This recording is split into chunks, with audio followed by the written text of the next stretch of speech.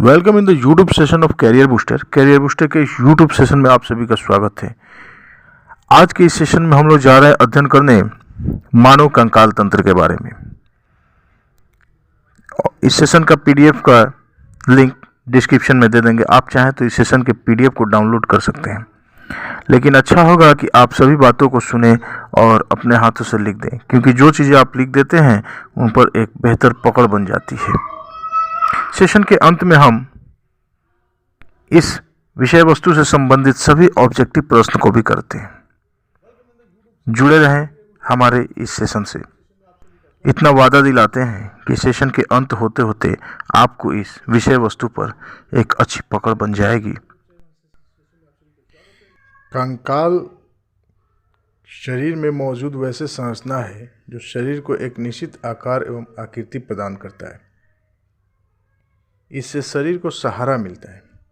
यदि कंकाल के प्रकार को देखें तो कंकाल तंत्र दो प्रकार के होते हैं, बाह्य कंकाल तंत्र तथा अंतः कंकाल तंत्र। बाह्य कंकाल तंत्र शरीर की बाहरी सतह पर पाए जाने वाले कंकाल को बाह्य कंकाल तंत्र कहा जाता है। बाह्य कंकाल की उत्पत्ति भ्रूणीय एक्टोडर्म या मेसोडर्म से होती है। बाह्य कंकाल शरीर के आंतरिक अंगों की रक्षा करता है तथा यह मृत होता है। मत्स्यों में सल्क, कछुओं में ऊपरी कवच, पक्षियों में पिच तथा स्तनधारियों में बाल बाह्य कंकाल होते हैं, जो इन प्राणियों को अत्यधिक सर्दी एवं गर्मी से सुरक्षित रहते हैं। दूसरा है अंतः कंकाल। शरीर के अंदर पाए जाने वाले कंकाल को अंतः कंकाल कहते हैं। इसकी उत्पत्ति भ्रूणीय मेसोडर्म से होती है। अंतः कंकाल सभी कशेरुकी में पाया जाता है। कशेरुकियों में अंतः कंकाल ही शरीर का मुख्य ढांचा बनाता है। यह मांसपेशियों से ढका रहता है। इसमें चित्र के माध्यम से अंतः कंकाल तंत्र बाह्य कंकाल तंत्र को समझाया गया है। चित्र संख्या 1 में कुत्ता दिया गया है जो अंतः कंकाल तंत्र का उदाहरण है।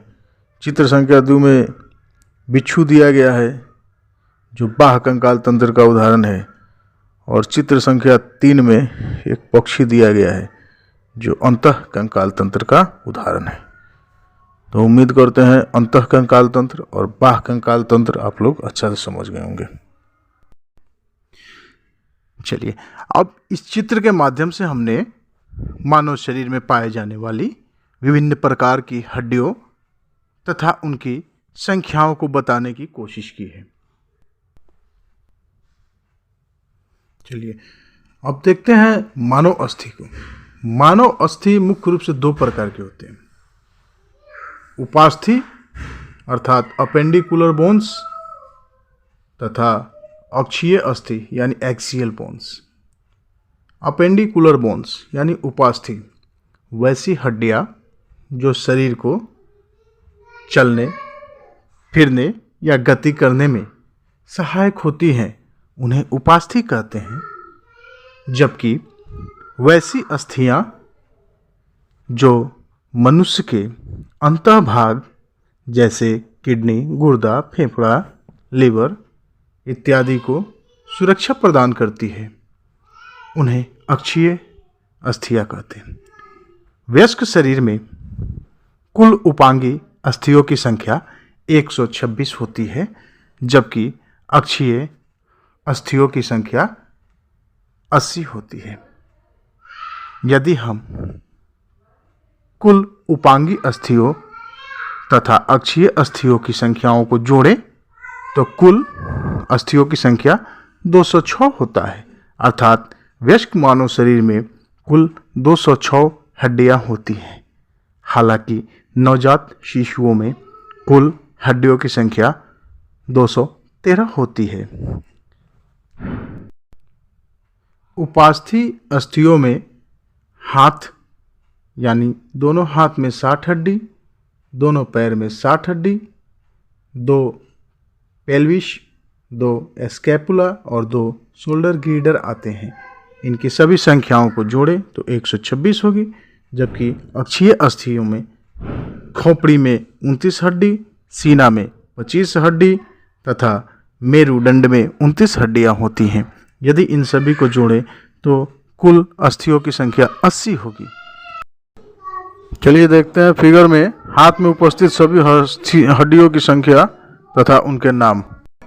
चलिए अब इसमें देखते हैं हम पैर की सभी हड्डियों के नाम तथा उनकी संख्या। इसका नाम पेल्विस है। ये पैर और कमर को जोड़ने में सहायक होता है। शरीर में पेल्विस की 2 संख्याएं होती है। ये स्कैपुला है, ये हाथ के ऊपर पीठ की तरफ निकला हुआ रहता है। शरीर में इसकी 2 संख्याएं होती है। इसका नाम है क्लेविकल। ये खोपड़ी की हड्डियों को, खोपड़ी में कुल 29 हड्डियां होती हैं, 22 चेहरे में, 1 हेवाइड बोन और 6 कान में। कान में जो 6 हड्डी होती है, 2 स्टेपिस, 2 इनकस और 2 मेलियस। इस प्रकार खोपड़ी में कुल 29 हड्डियां होती हैं। अब देखते हैं सीने की हड्डियों को। बाईं पसली में 12 हड्डी, दाईं पसली में 12 हड्डी और इन सभी पसलियों को जोड़ के रखने वाली एक स्टर्नम होती है। इस प्रकार सीने में हड्डियों की कुल संख्या 25 होती है। अब देखते हैं मेरुदंड में हड्डियों की संख्या को। मेरुदंड में वयस्क मानव शरीर में कुल 26 हड्डियां होती हैं। यहाँ 25 लिख दिया गया है गलती से, उसे 26 बना लीजिएगा। और नवजात बच्चों में 33 होती है, क्योंकि लास्ट वाला जो सैक्रम है वो नवजात बच्चों में 5 होता है, जो बड़ा होने पर 1 हो जाता है। इसी तरह कोकिक्स नवजात बच्चों में 4 होती है, बड़ा होने पर वह सेशन के अंत में हम कुछ वन लाइनर क्वेश्चंस बोल रहे हैं, आप उसको नोट कर दें। मनुष्य शरीर की सबसे छोटी हड्डी कान की हड्डी स्टेपिज होती है, जिनकी संख्या 2 है। मानव शरीर की सबसे बड़ी हड्डी का नाम फीमर है, जिसकी संख्या 2 है। इसे जांघ की हड्डी कही जाती है ना। हड्डी के भीतर अस्थि मज्जा अर्थात बोन मैरो भरा होता है, जिसका मुख्य कार्य आरबीसी और डब्ल्यूबीसी का निर्माण करना है। बच्चा जब भ्रूण अवस्था में रहता है तो उसमें बोन मैरो अर्थात अस्थि मज्जा नहीं पाया जाता है, तो उस परिस्थिति में आरबीसी और डब्ल्यूबीसी का निर्माण उसके लीवर में होता है।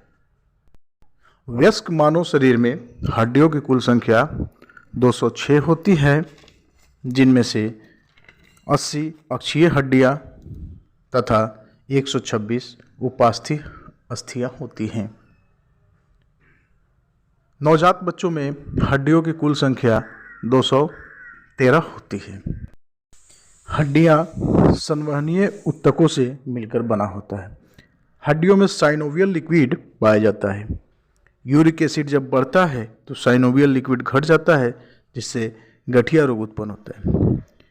मांस को अस्थियों से जोड़कर रखना टेंडन कहलाती है। हड्डी को लिगामेंट कहलाती है।